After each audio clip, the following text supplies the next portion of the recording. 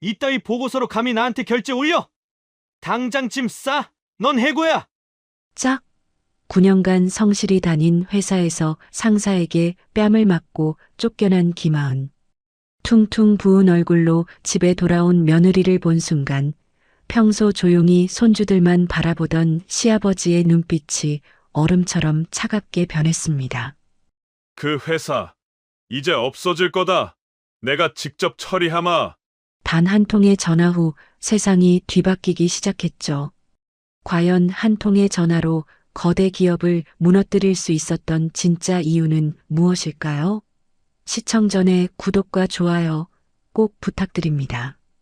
영상 제작에 큰 힘이 됩니다.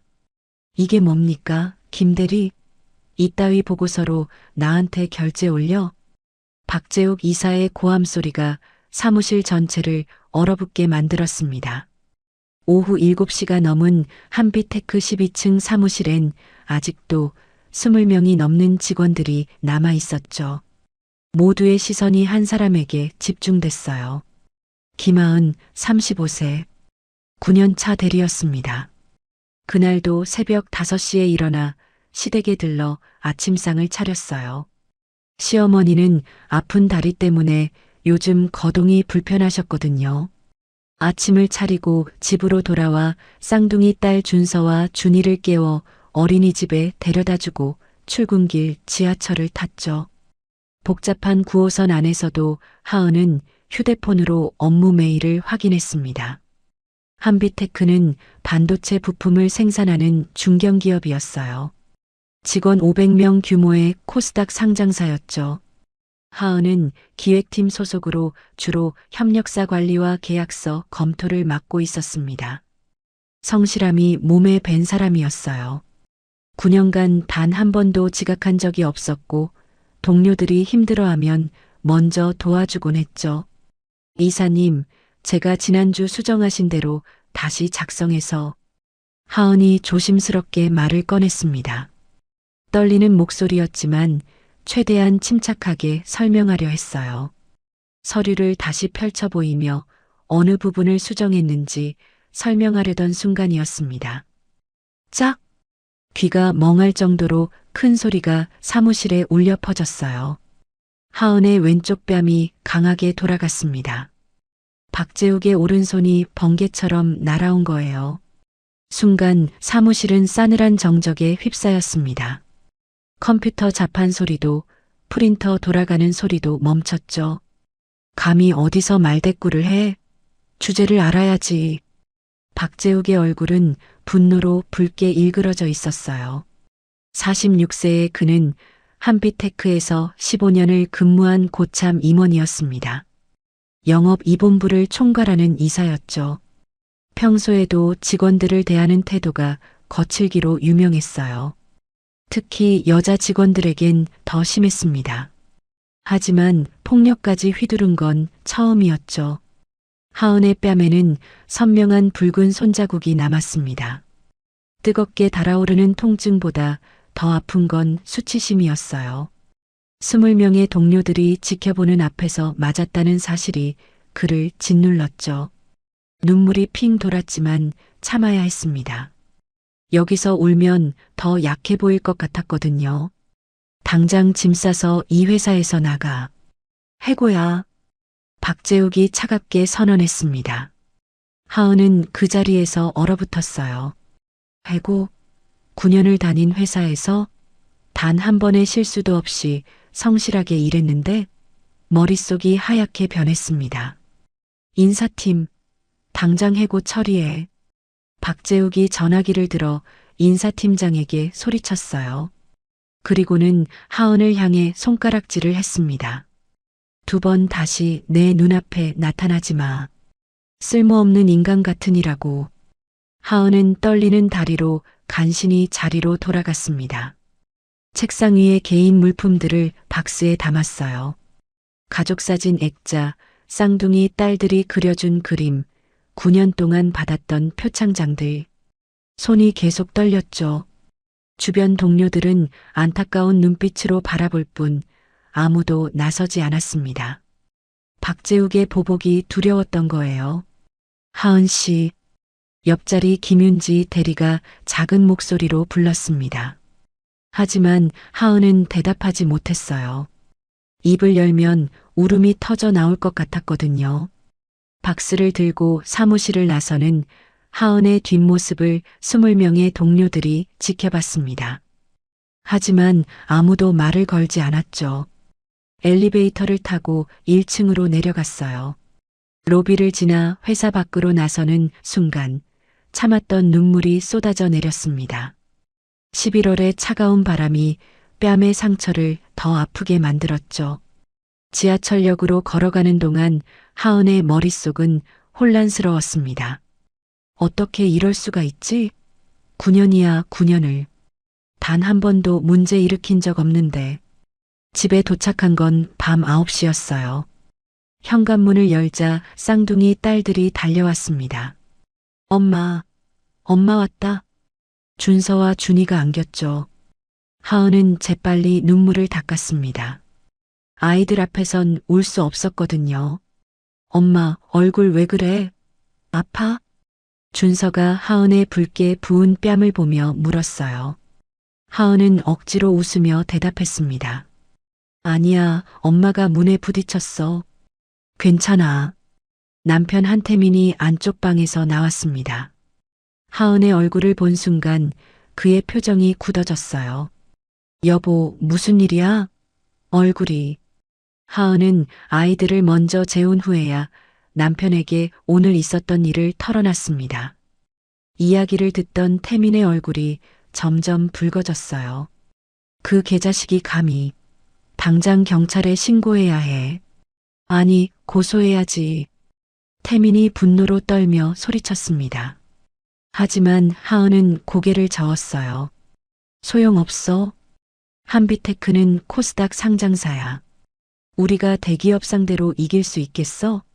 변호사 비용도 만만치 않을 거고. 그래도 이렇게 당하고만 있을 순 없잖아. 태민의 목소리엔 무력감이 섞여 있었습니다. 분노하고 싶지만 현실적인 벽 앞에서 할 수 있는 게 없었죠. 하은은 거울 앞에 섰습니다. 왼쪽 뺨의 멍이 점점 더 선명해지고 있었어요. 9년간의 헌신이 한순간에 무너진 거죠.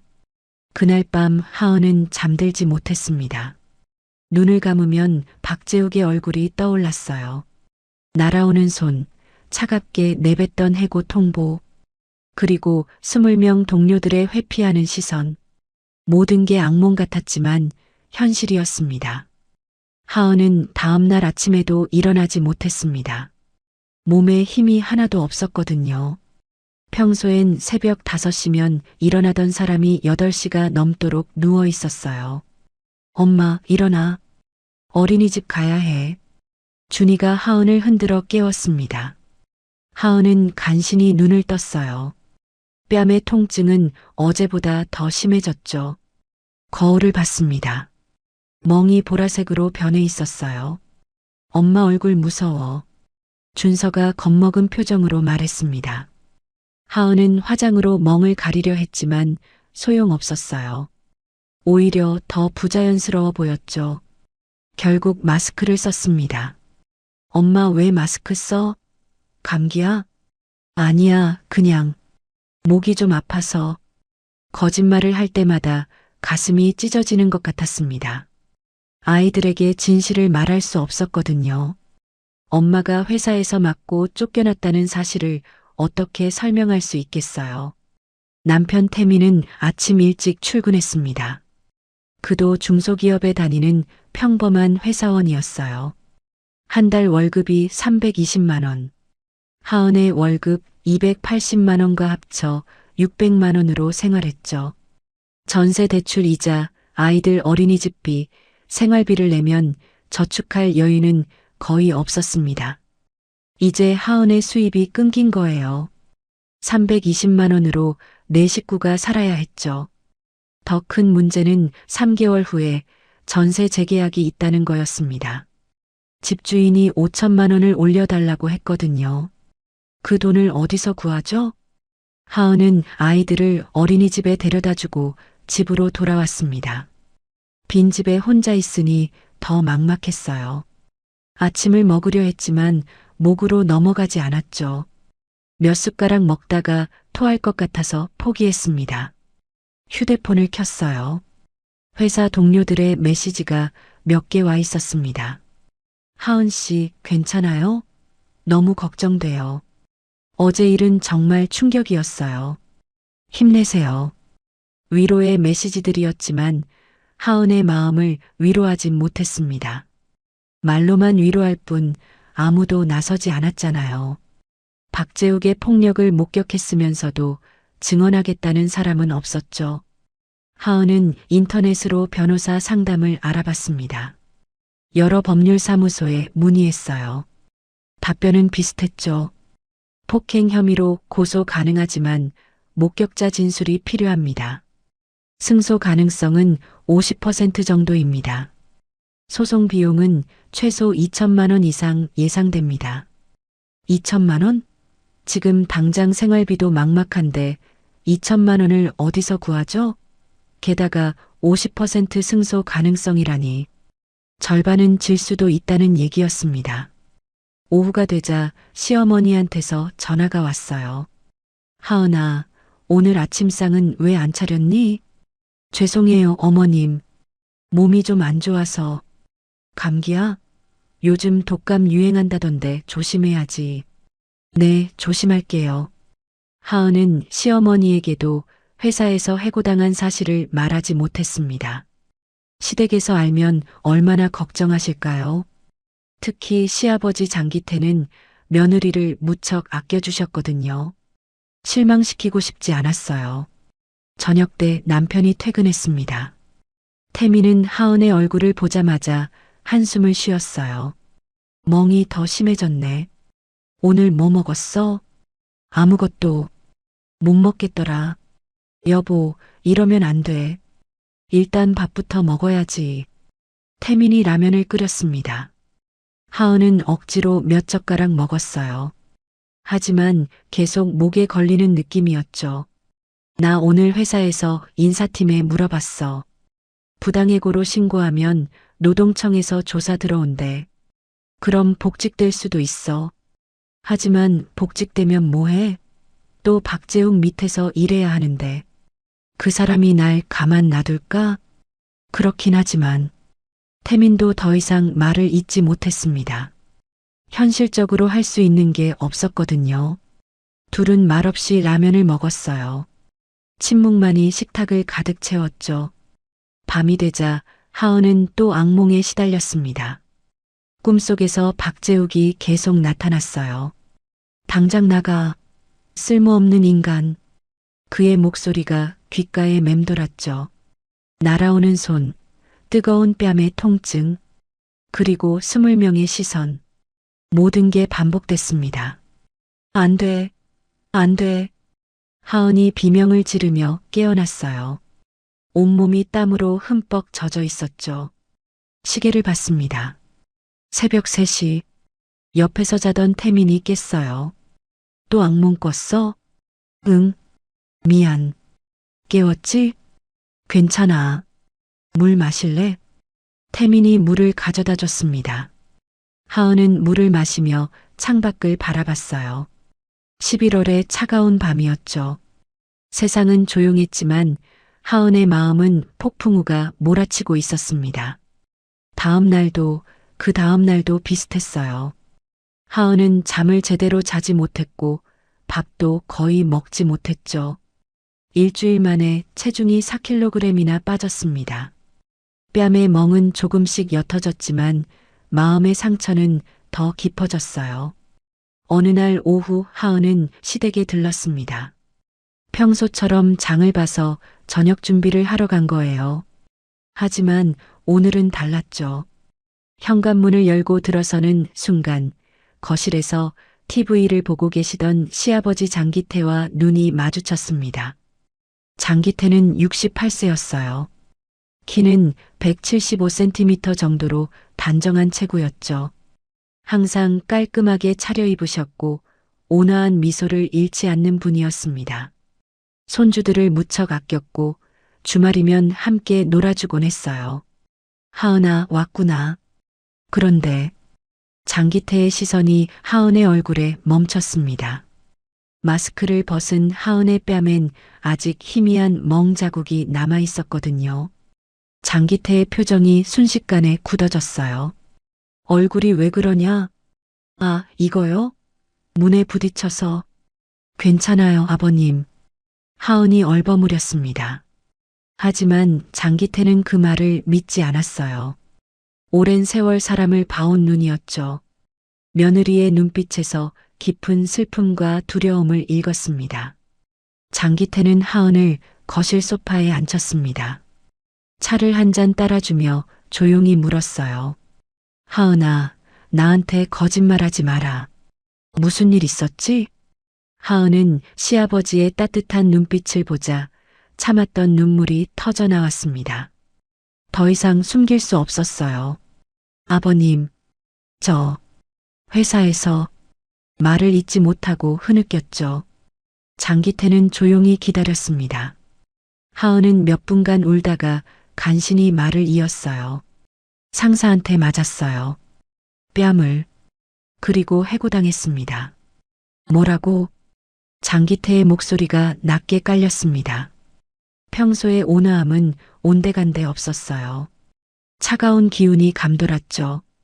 누가 감히 내 며느리를 때렸다는 거냐? 한비테크 박재욱 이사요. 제가 서류 검토하다가 의견을 냈는데 말대꾸한다고. 하은이 그날의 일을 자세히 설명했습니다. 박재욱의 폭력, 공개적인 해고, 동료들의 침묵까지. 이야기를 듣는 동안 장기태의 눈빛은 점점 더 차가워졌어요. 한비테크라고 했나? 네, 반도체 부품 만드는 회사예요. 장기태는 고개를 끄덕였습니다. 무언가를 떠올리는 표정이었죠. 그리고 핸드폰을 꺼내 어디론가 전화를 걸었어요. 최비서 나야. 한비테크라는 회사 하나? 반도체 부품 업체인데. 응, 자료 좀 보내줘. 30분 안에. 전화를 끄는 장기태가 하은을 바라봤습니다. 그의 눈빛엔 평소 볼 수 없던 냉기가 서려 있었어요. 하은아, 걱정하지 마라. 아버지가 처리할 테니까. 아버님, 그냥 넘어가요. 대기업 상대로 싸워봤자. 대기업? 하은아, 그 정도는 대기업도 아니란다. 장기태의 목소리엔 묘한 자신감이 묻어났습니다. 하은은 이해할 수 없었어요. 시아버지는 평범한 은퇴자로 알고 있었거든요. 골프나 치고 손주들 돌봐주시는 분이었죠. 30분 후 장기태의 핸드폰으로 메일이 왔습니다. 한비테크에 관한 자료였어요. 기업 정보, 재무제표, 주요 인물 리스트. 장기태는 자료를 꼼꼼히 살폈습니다. 한비테크, 박재욱. 그의 눈이 특정 부분에서 멈췄어요. 박재욱의 이력서였죠. 장기태의 표정이 굳어졌습니다. 역시 그랬군. 아버님, 무슨 말씀이세요? 장기태는 하은을 똑바로 바라봤습니다. 그리고 천천히 입을 열었어요. 하은아, 사실 나는 내가 아는 것보다 조금 더 복잡한 사람이란다. 무슨 뜻이에요? 나는 태산그룹의 명예회장이다. 하은의 눈이 커졌습니다. 태산그룹? 대한민국 5대 재벌 중 하나잖아요. 자산 10조 원이 넘는 거대 기업이죠. 아버님이 태산그룹이요? 표면적으론 은퇴했지만 실질적으론 내가 그룹 전체를 움직인다. 사람들은 나를 그림자 회장이라고 부르지. 하은은 믿기지 않았습니다. 평소 수수하게 지내시던 시아버지가 10조 재벌의 실소유주라니. 하지만 장기태의 진지한 표정을 보니 농담이 아니었어요. 그리고 한비테크는 내 동생이 만든 회사였단다. 동생이요? 장기태의 눈빛에 슬픔이 스쳤습니다. 오래전 상처를 건드린 듯 했죠. 25년 전 이야기다. 내 동생 장기훈이 한비테크를 창업했어. 반도체 기술에 천재적이었지. 회사는 빠르게 성장했고 미래가 밝았단다. 하은은 숨을 죽이고 들었습니다. 장기태가 계속 말을 이었어요. 그런데 당시 부사장이던 조명환이라는 자가 동생을 배신했어. 핵심 기술을 빼돌리고 경영권을 강탈했지.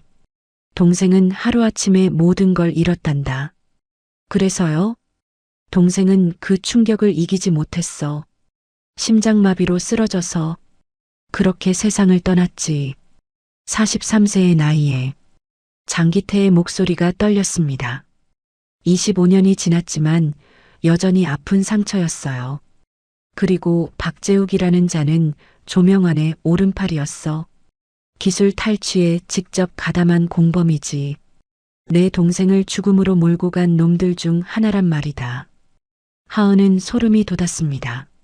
자신을 폭행한 박재욱이 시아버지의 원수였다니. 이 모든 게 우연일까요? 아버님, 그럼 왜 그동안 성급하게 복수하면 태산그룹 전체가 위험해질 수 있었어. 법적 분쟁도 복잡했고, 그래서 25년간 조용히 때를 기다렸지. 하지만 이제는 다르다. 장기태가 하은의 손을 잡았습니다. 그의 손은 따뜻했지만 눈빛은 얼음처럼 차가웠어요. 내가 당한 일로 내 인내심이 끝났다. 이제 그들을 완전히 지워버리겠어. 내 동생을 위해서, 그리고 너를 위해서. 아버님, 걱정하지 마라. 그 회사는 곧 사라질 거다. 박재욱이라는 자도 마찬가지고. 내가 직접 처리하마. 장기태의 말에는 절대적인 확신이 담겨 있었습니다. 하은은 시아버지의 진짜 모습을 처음 본 것 같았어요. 온화한 할아버지가 아니라 십조재벌을 움직이는 냉혹한 경영자의 모습이었죠. 다음 날 장기태는 하은을 자신의 서재로 불렀습니다. 넓은 서재엔 천장까지 닿는 책장이 벽 전체를 덮고 있었어요. 고서부터 경영서까지 빼곡했죠. 창가엔 무거운 참나무 책상이 놓여 있었고 그 위엔 여러 대의 모니터가 있었습니다. 앉아라. 장기태가 소파를 가리켰어요. 하은이 앉자 그는 오래된 가죽 노트 한 권을 꺼냈습니다. 표지가 낡고해졌죠. 이걸 보여주려고 불렀다. 노트를 펼치자 25년 전 신문 스크랩이 나왔습니다. 누렇게 변한 신문이었어요. 한빛테크 창업주 장기훈, 의문의 죽음, 핵심 기술 유출 의혹, 검찰 수사 착수, 조명환 신임 대표 취임, 경영 정상화 약속. 기사마다 사진이 실려 있었습니다. 장기훈의 영정사진, 그리고 조명환이 기자회견하는 장면. 조명환 옆엔 젊은 박재욱의 모습도 보였어요. 이자가 박재욱이다. 25년 전엔 과장이었지. 조명환의 가장 충실한 부하였어. 하은은 사진 속 박재욱을 뚫어지게 봤습니다. 지금보다 20kg은 날씬했지만 오만한 표정은 똑같았어요. 장기태가 노트를 넘겼습니다. 다음 페이지엔 손글씨가 빼곡했어요. 기훈아, 형이 너무 늦었다. 미안하다. 하지만 반드시 갚아주마. 내가 흘린 피와 눈물을 25년이 걸리든 30년이 걸리든 반드시.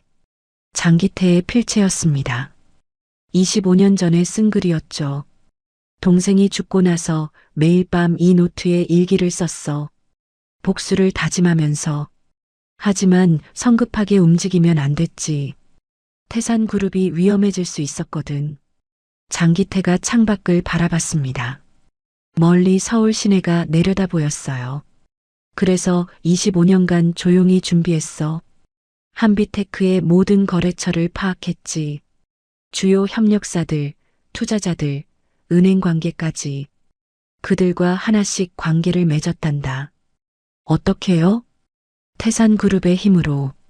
한빛테크 거래처 중 70%가 태산그룹과도 거래하고 있어. 내가 한마디만 하면 그들은 한빛테크를 버릴 수밖에 없지. 하은은 소름이 돋았습니다. 25년간 복수를 준비해왔다니. 그것도 아무도 모르게 조용히. 그리고 박재욱의 비리도 다 파악했어. 협력사로부터 리베이트 받은 것, 회사 자금 횡령한 것, 위조 서류 만든 것까지.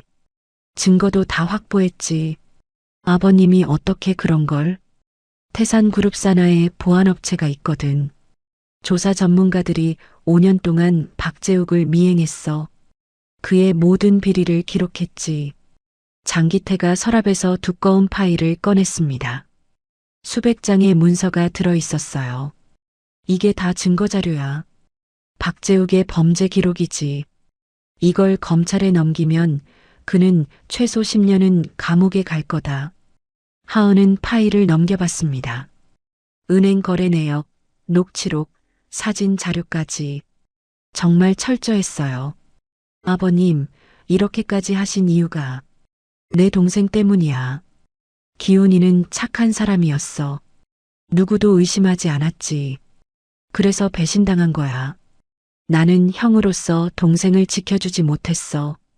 평생 그게 한이었단다. 장기태의 목소리가 떨렸습니다. 68세 노인의 눈가에 눈물이 맺혔어요. 그리고 이제 내 며느리까지 똑같은 놈들한테 당했어. 더 이상 참을 수 없어. 장기태가 책상 위 전화기를 들었습니다. 누군가에게 전화를 걸었어요. 최비서, 작전을 시작해. 한비테크 관련 모든 계획을 실행에 옮겨. 지금 당장.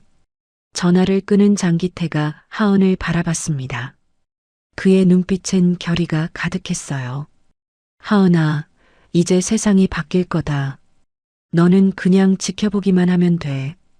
일주일 안에 한비테크는 무너질 테니까. 정말 가능할까요? 가능하고 말고. 나는 25년을 이 순간을 위해 준비했어. 한비테크는 이미 내 손아귀에 있단다. 장기태의 자신감은 근거 없는 게 아니었습니다. 25년간 치밀하게 준비한 복수였으니까요. 하은은 시아버지의 진짜 모습을 보며 두려움과 함께 안도감을 느꼈어요. 이제 자신을 지켜줄 누군가가 있다는 사실이 위안이 됐죠. 아버님, 감사합니다. 고마워할 필요 없어. 가족을 지키는 건 당연한 거니까. 장기태가 하은의 어깨를 토닥였습니다. 그 순간만큼은 다시 온화한 할아버지의 모습이었어요. 하지만 하은은 알고 있었죠. 이 사람이 얼마나 무서운 힘을 가진 존재인지. 장기태의 전화 한 통 후 한비테크엔 이상한 일들이 벌어지기 시작했습니다. 첫 번째 신호는 월요일 아침에 왔어요. 대표님, 큰일 났습니다. 영업팀장이 조명환 대표의 사무실로 뛰어들어왔습니다. 얼굴이 창백했죠. 무슨 일인가? 선우전자에서 계약 해지 통보가 왔습니다. 당장 이번 달부터 거래 중단이래요. 뭐라고? 선우전자가? 선우전자는 한비테크의 최대 거래처였어요.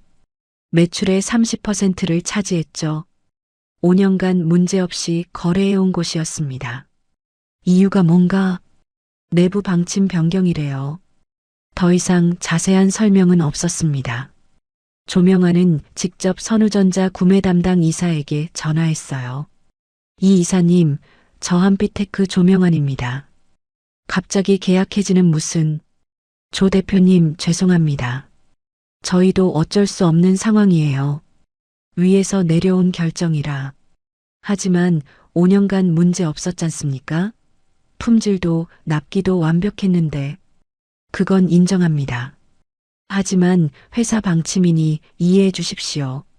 전화는 그렇게 끊겼습니다. 조명환은 이해할 수 없었어요. 아무 이유 없이 계약을 해지하다니. 그런데 이게 끝이 아니었습니다. 화요일엔 두 번째 거래처에서 똑같은 통보가 왔어요. 대성산업에서도 계약 해지래요. 대성산업은 두 번째로 큰 거래처였습니다. 매출의 20%를 차지했죠. 이것도 갑작스러운 결정이었어요. 도대체 무슨 일이야? 왜 갑자기 다들 이러는 거지? 조명환은 패닉에 빠졌습니다. 이틀 만에 매출의 50%가 사라진 거예요. 수요일엔 더 큰 충격이 왔습니다. 대표님, 주가가 폭락하고 있습니다. 한빛테크의 주가가 장 시작과 동시에 급락했어요. 전날보다 15% 떨어진 거죠. 거래량도 폭증했습니다. 누가 주식을 팔아치우는 거야? 소액 주주들이 대량으로 매도하고 있어요. 그리고 기관 투자자들도 빠져나가고 있습니다. 왜? 무슨 이유로? 한빛테크 경영 악화 소문이 시장에 퍼졌대요. 주요 거래처 상실했다는 뉴스 때문인 것 같습니다. 조명하는 머리를 쥐어뜯었어요. 소문이 퍼진 건 사실 때문이었죠.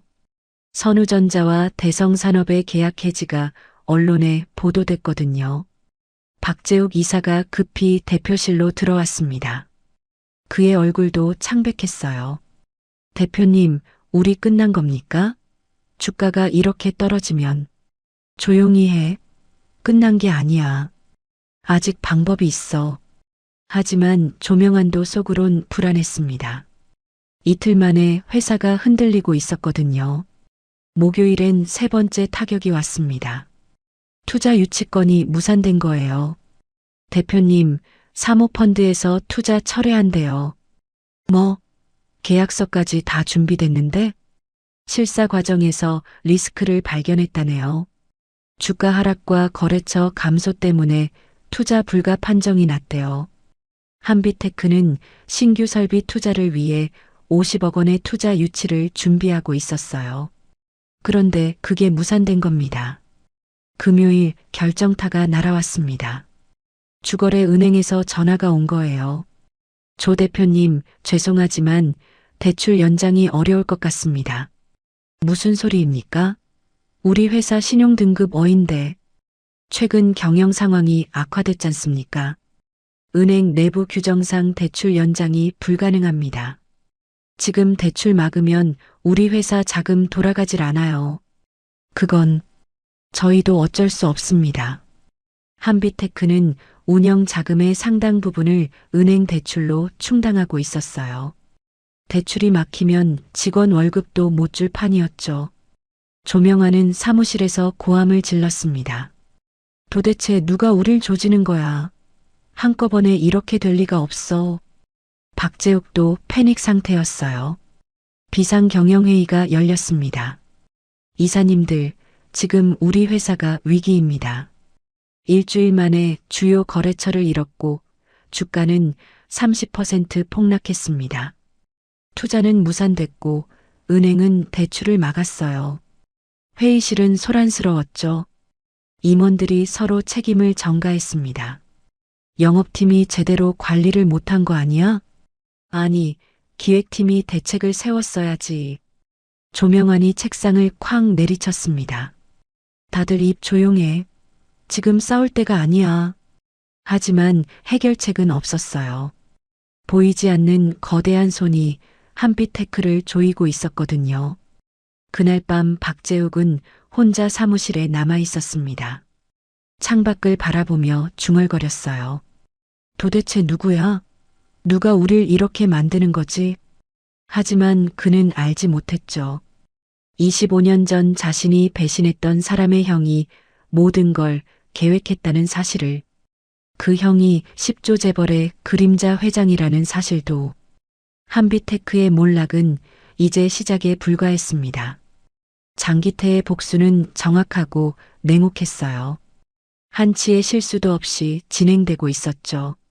하은은 시아버지의 서재에서 우연히 낡은 상자를 발견했습니다.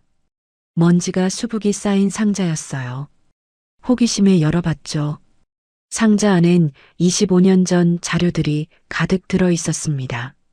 신문 스크랩, 사진, 그리고 두꺼운 노트. 하은은 조심스럽게 노트를 꺼냈어요.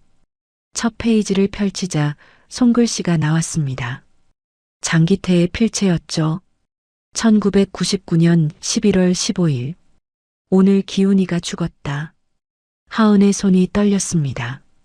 동생의 죽음을 기록한 일기였어요. 동생은 심장마비로 쓰러졌다고 한다. 하지만 나는 안다.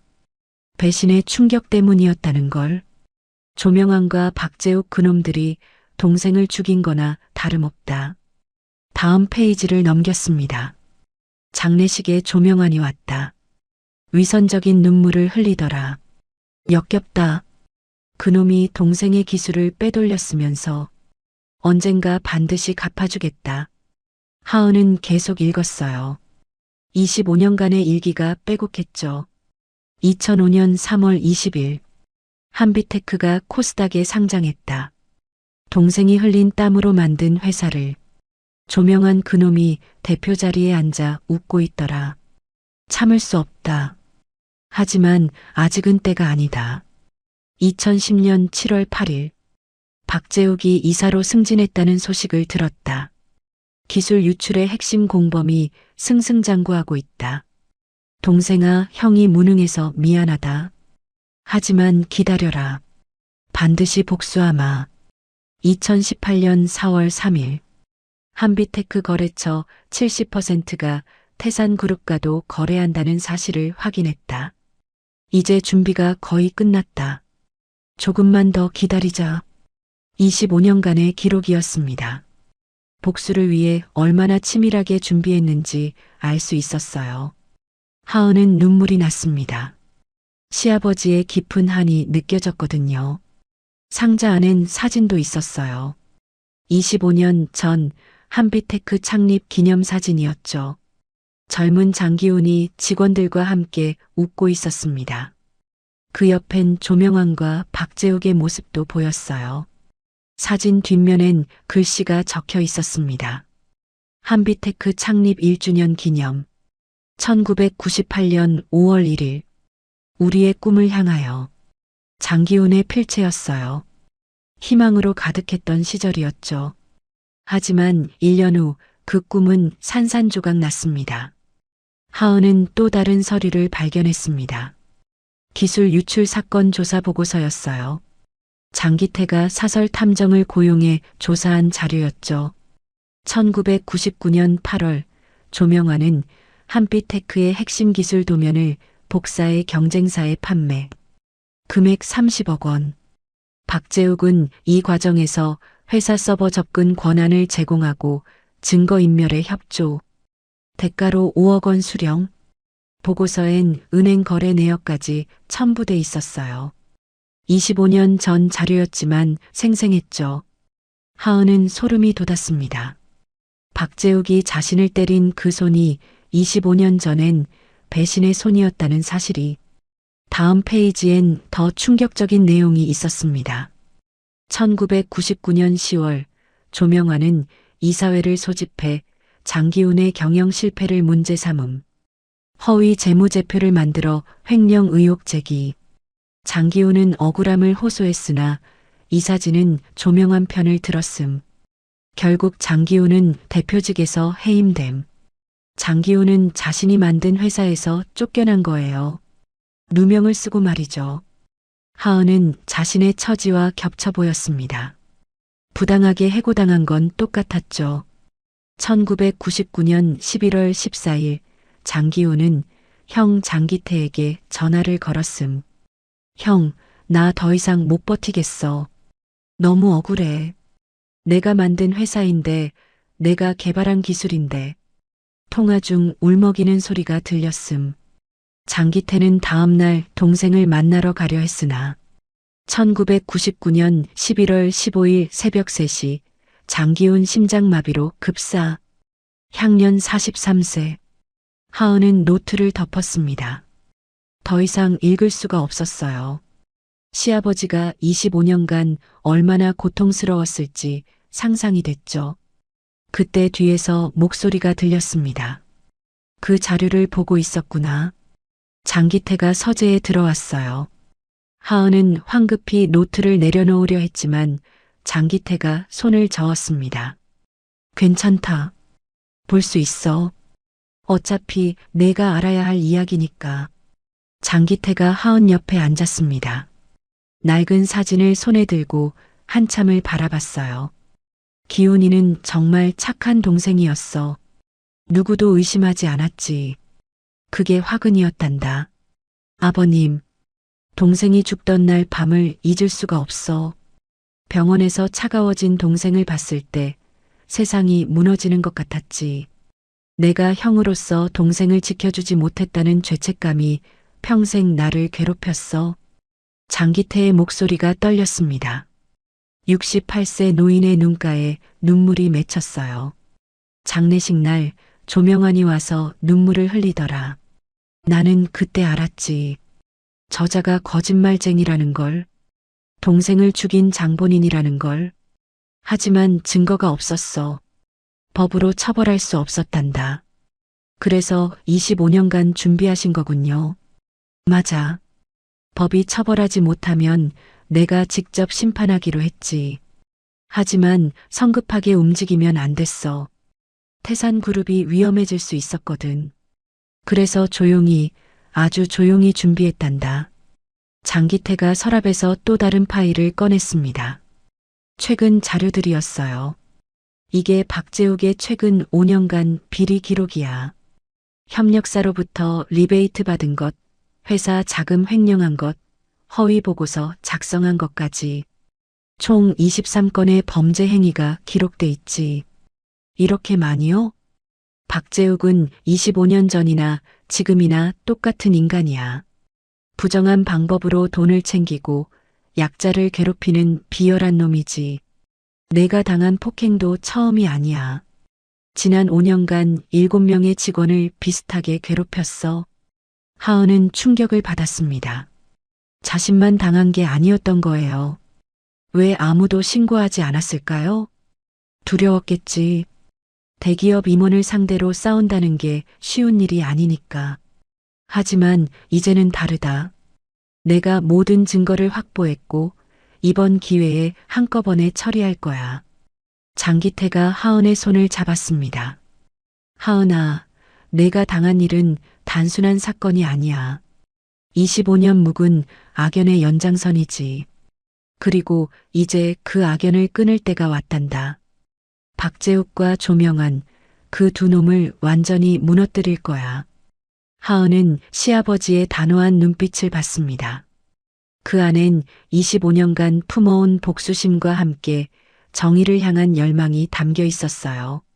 아버님, 저도 도울 수 있는 게 있을까요? 내가 겪은 일을 증언해주면 돼. 법정에서 박재욱의 폭행을 증언하는 거야. 그것만으로도 충분하단다. 알겠습니다. 제가 할 수 있는 건 뭐든 하겠어요. 장기태가 미소 지었습니다. 며느리의 용기가 자랑스러웠어요. 고맙다, 하은아. 이제 곧 모든 게 끝날 거야. 그리고 내가 당한 억울함도, 내 동생이 당한 배신도 모두 갚아질 거란다. 두 사람은 창밖을 바라봤습니다. 서울 시내가 내려다 보이는 높은 곳이었죠. 2주가 지났습니다. 한빛테크는 완전히 무너지고 있었어요. 주가는 상장 이후 최저치를 기록했죠.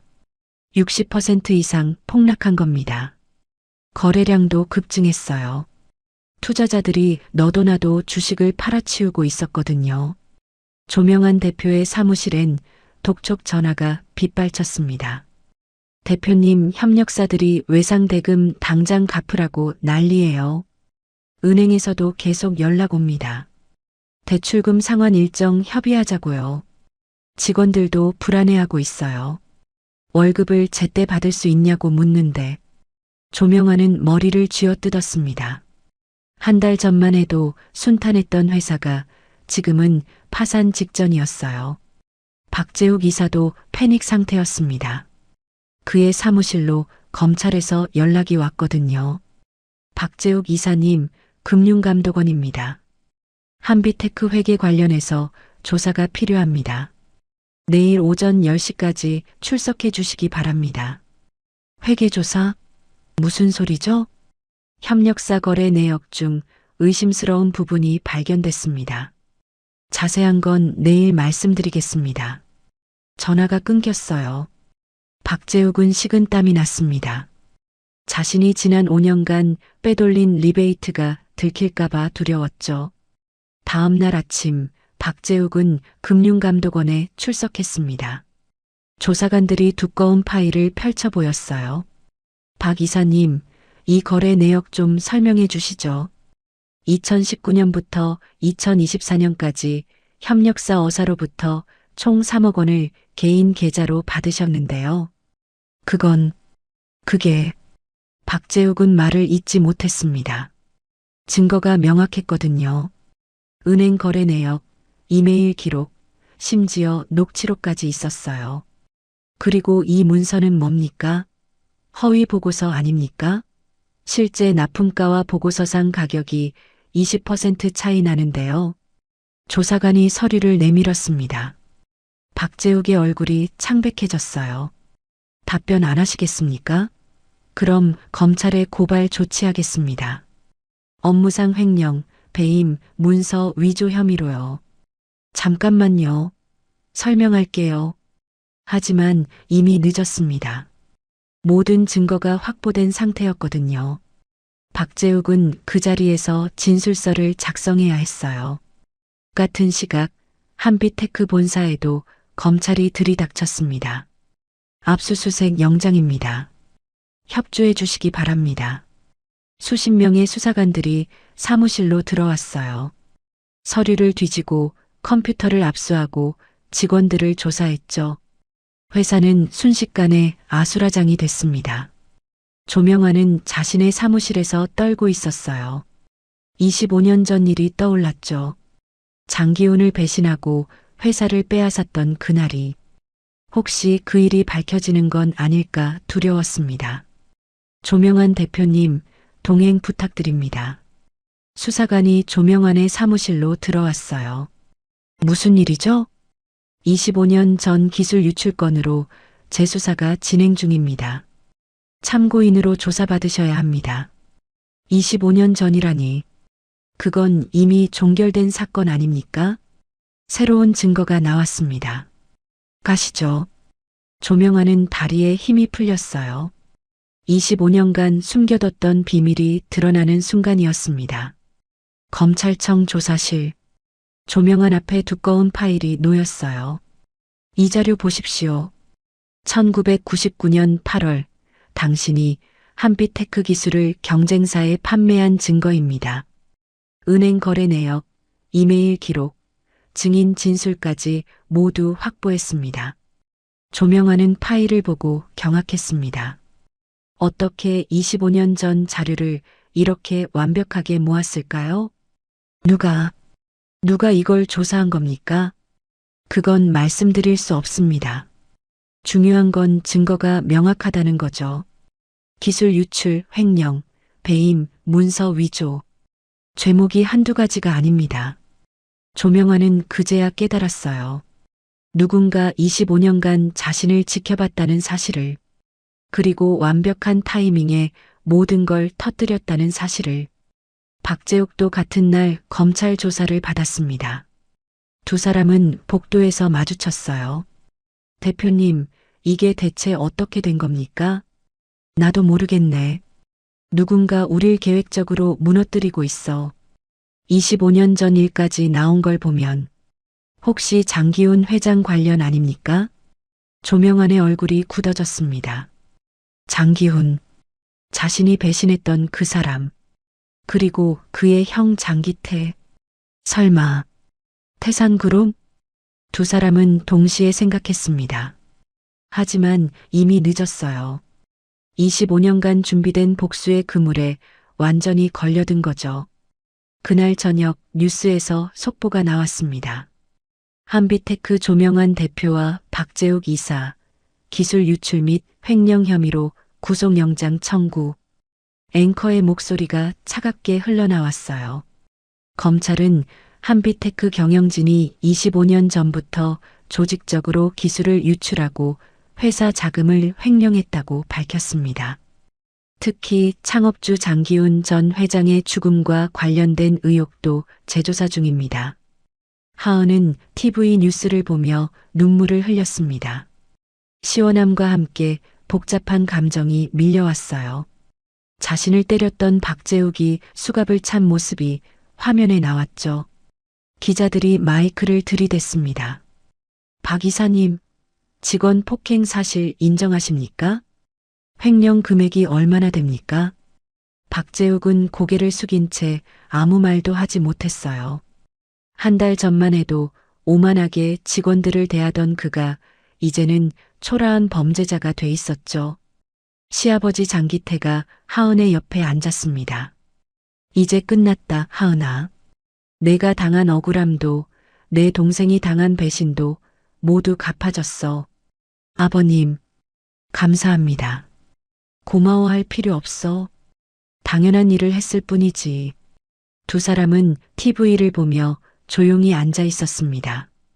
25년간의 한이 풀리는 순간이었어요.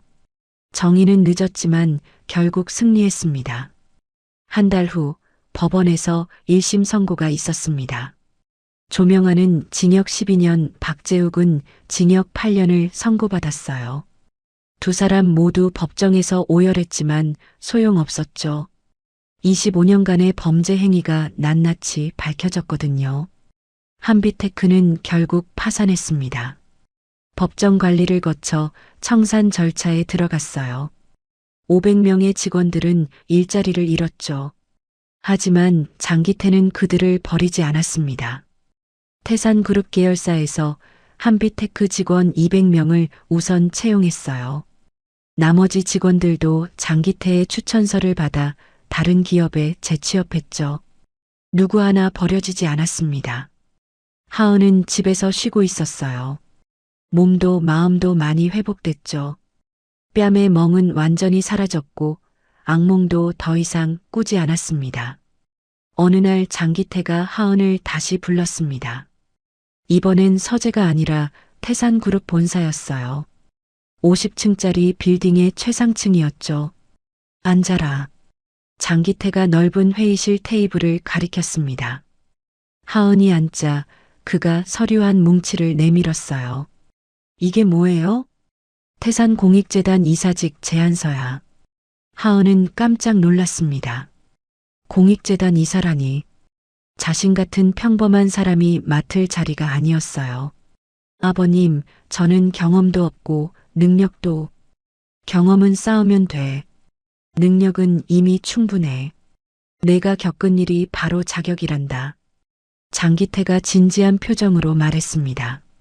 하은아, 이 재단은 직장 내 부당 대우를 당한 사람들을 돕는 곳이야. 법률 지원도 하고 심리 상담도 하고 재취업도 도와주지. 내가 겪은 고통을 다른 사람들은 겪지 않게 하려는 거야.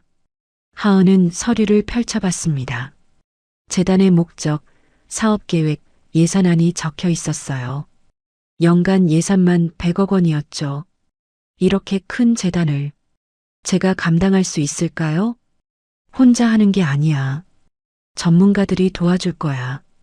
너는 그저 내 경험을 나누면 돼. 억울함이 뭔지, 두려움이 뭔지, 그리고 어떻게 극복하는지 말이야. 하은은 고민했습니다. 쉽지 않은 일이었어요. 하지만 자신 같은 사람들을 도울 수 있다는 생각에 마음이 움직였죠. 한번 해보겠습니다. 잘 결정했어. 다음 주부터 출근하면 돼. 장기태가 미소 지었습니다. 며느리가 자랑스러웠어요. 일주일 후 하은은 태산공익재단 사무실에 첫 출근했습니다. 강남에 있는 깔끔한 사무실이었어요. 직원은 10명 정도였죠. 이사님 환영합니다. 재단 사무국장 정미라가 악수를 청했습니다. 40대 중반의 따뜻한 인상이었어요. 아직 이사님이라고 부르는 게 어색하네요. 금방 익숙해지실 거예요. 이쪽으로 오시죠. 정미라가 하은을 안내했습니다. 사무실 한쪽에는 상담실이 있었어요. 다른 쪽에는 법률 자료실도 있었죠. 여기서 피해자들 상담을 합니다. 일주일에 20건 정도 신청이 들어와요. 그렇게 많아요? 직장 내 부당 대우는 생각보다 흔합니다. 하지만 대부분 참고 살죠. 싸울 용기가 없으니까요. 하은은 고개를 끄덕였습니다. 자신도 그랬었으니까요. 시아버지가 아니었다면 그냥 참고 살았을 거예요. 오후에 첫 상담이 잡혀 있습니다. 한번 참석해 보시겠어요? 네, 그러고 싶어요. 오후 2시 상담실 문이 열렸습니다. 20대 후반으로 보이는 여성이 들어왔어요. 눈이 퉁퉁 부어 있었죠. 안녕하세요. 저는 김소영이라고 합니다.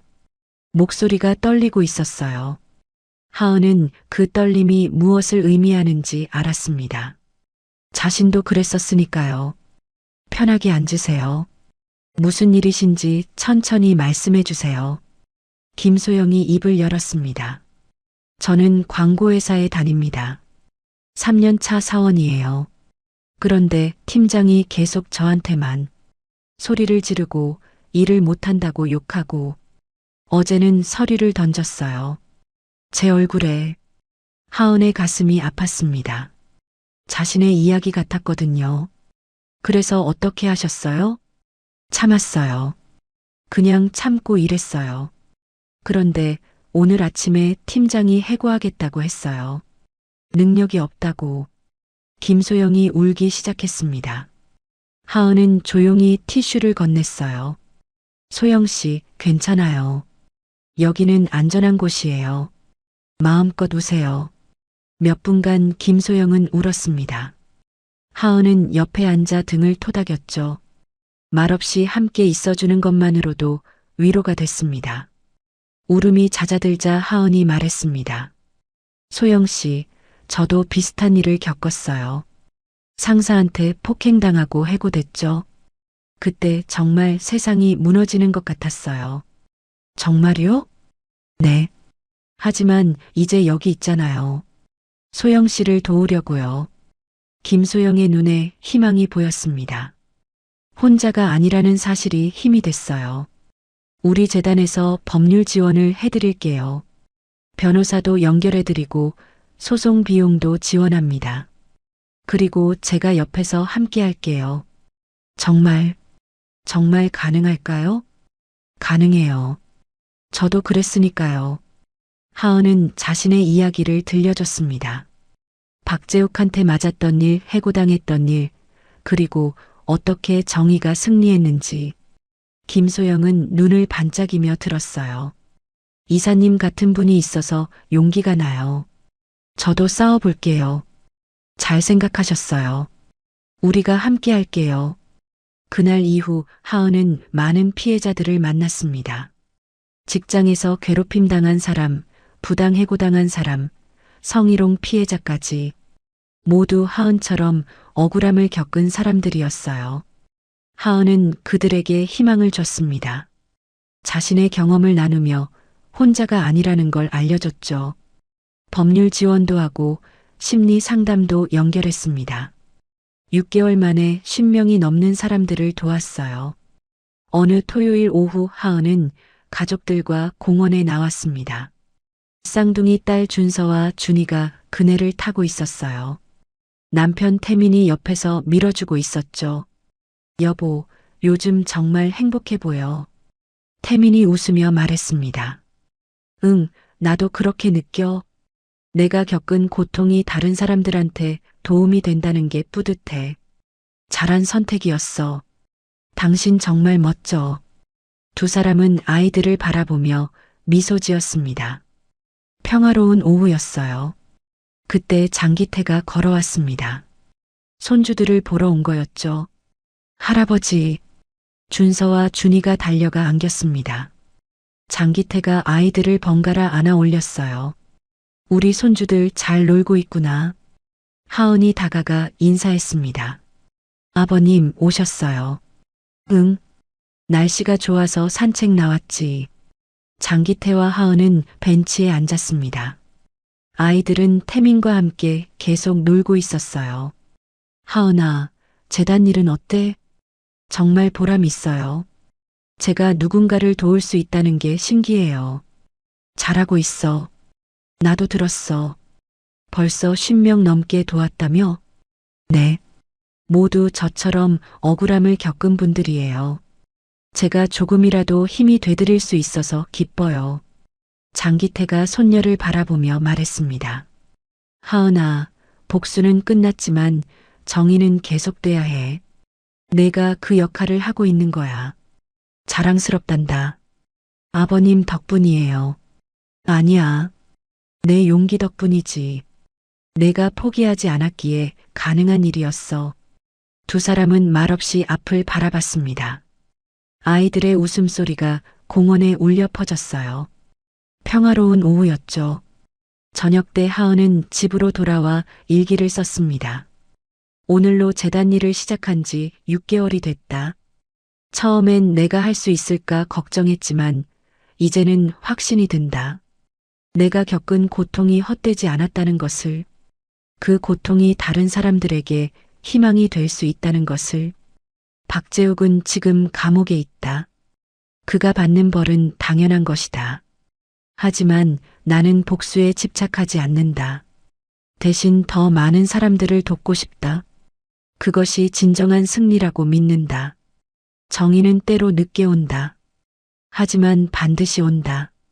그리고 그 정의를 지키는 것은 우리의 몫이다. 하은은 일기를 덮고 창밖을 바라봤습니다.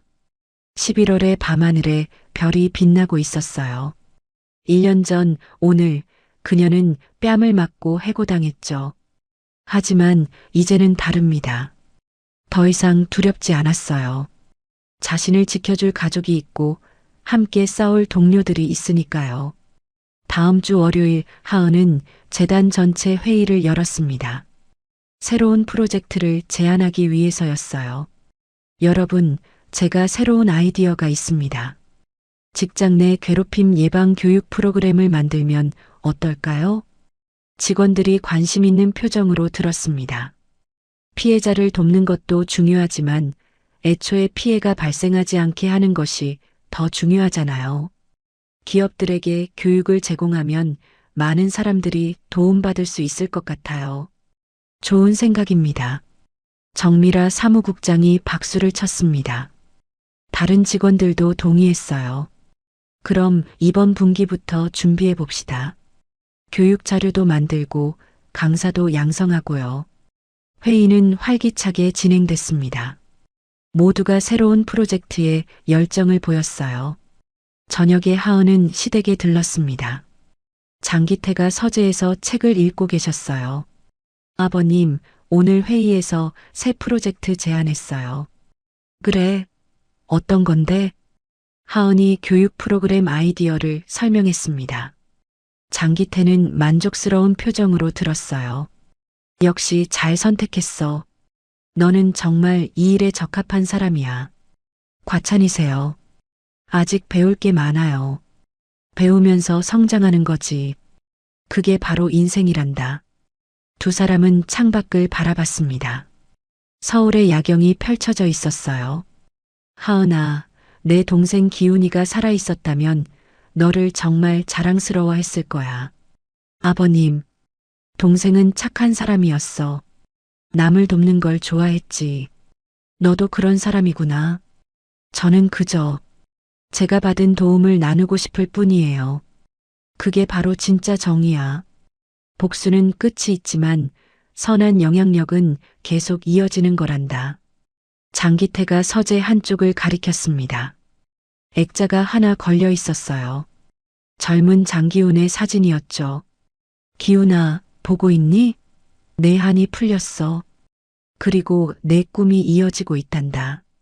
내 며느리가 내 뜻을 계승하고 있어. 하은도 사진을 바라봤습니다. 사진 속 장기훈은 따뜻하게 웃고 있었어요. 안심하세요. 제가 잘할게요.